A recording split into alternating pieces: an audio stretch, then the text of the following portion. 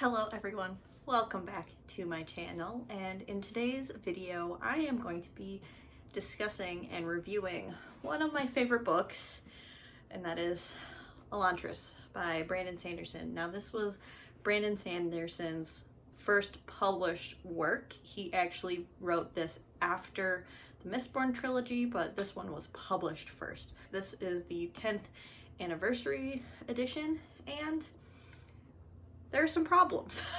Don't get me wrong, I love Brandon Sanderson, and specifically I love Elantris quite a bit. But in this video, I'm gonna be talking about the pros and the cons of this particular novel. So let us get into a summary of what this is about, and then we'll get into my discussion and review.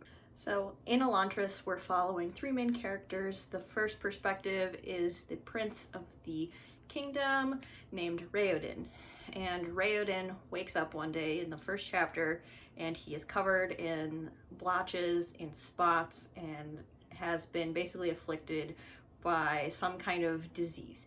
And we don't know what this disease is at the beginning, but this disease is essentially a death sentence. Getting this affliction warrants imprisonment in the nearby dead city of Elantris. Elantris used to be the capital city, but 10 years prior, a terrible thing happened and Elantris lost all of its magic. All of its people became this afflicted people. They became all blotchy, their hair turned white, they became essentially dead, so they're kind of like zombies. And no one knows what happened or how this terrible event happened, but Elantris has been dead, a new power structure has arisen in its place, and Raoden is the son of the current king, and he gets afflicted with the Sheod. I believe that's what it's called.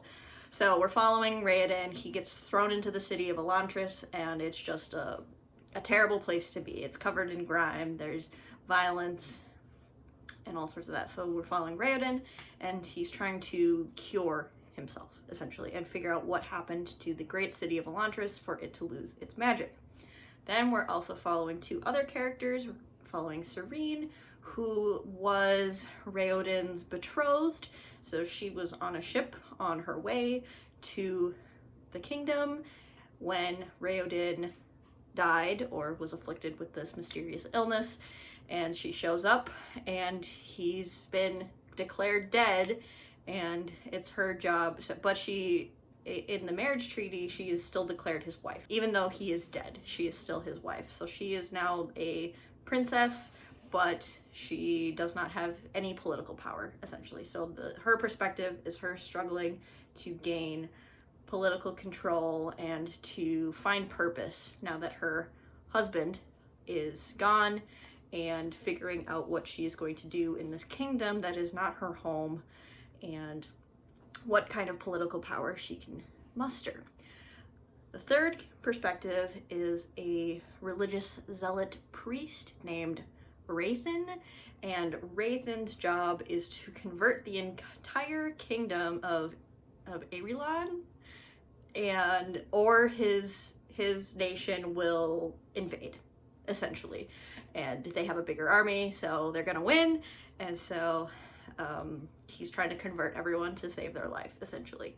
And a lot of the book relates around Rathan and Serene kind of going back and forth and butting heads politically, because she can kind of see what he's doing and no one else can.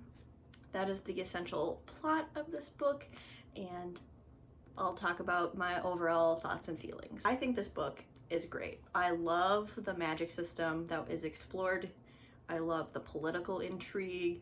I even love the characters in this book. It's a little long. That is probably my one like overarching criticism, is that it's almost 600 pages. Doesn't look it, but it's got those really thin pages. So it feels, it kind of drags on in the middle, but in typical Brandon Sanderson style, it all comes together in the end, and the last about 100 pages is just a whirlwind. He always has great endings to his book that tie in everything, and that's no exception with Elantris. However, I love this book. I do. I love Brandon Sanderson, but this book is not without its flaws, and I think we need to talk about that. How we can love something and still acknowledge the problems. So the first thing I want to call out with this book that I do not appreciate is the fat phobia in this book. There are a couple side characters who are described pretty horrendously as being larger, and the main characters sit around and make jokes about it, about the person's appearance, and as at the person's expense, talking about their weight as a joke. And we as the readers are meant to kind of agree with that humor. It's not condemned in any way. It is like, oh, our main character thinks this way, haha, isn't it so funny, when in fact it is not funny to talk about somebody's body that way. And this is multiple characters that it is described this way, and it is consistent throughout the book. So that is something I do want to call out. I don't remember that being an issue in Sanderson's later works. It's just not funny. And the fact that it's played off as a joke, I think, is a problem. So that is just one point I want to mention. Another criticism I have of this book is sometimes the way the women are described is a problem. Now, stick with me, because a lot of times male writers tend to like talk about women's bodies, and Sanderson doesn't do that. So I commend him for that. He doesn't describe his women in an overly sexualized way. I have never come across that in any of his books that I've read, which is great. However, the issue comes when the attitudes towards more feminine women who dress in ball gowns and or dresses, who just try to get a husband and just try to wrangle political power, and they're so tittering, and all they like to do is gossip, and they're unintelligent and all of these things. And but our main character, she's so politically minded, and she's not like those more feminine women. She's put up on a pedestal as like, this is the ideal woman.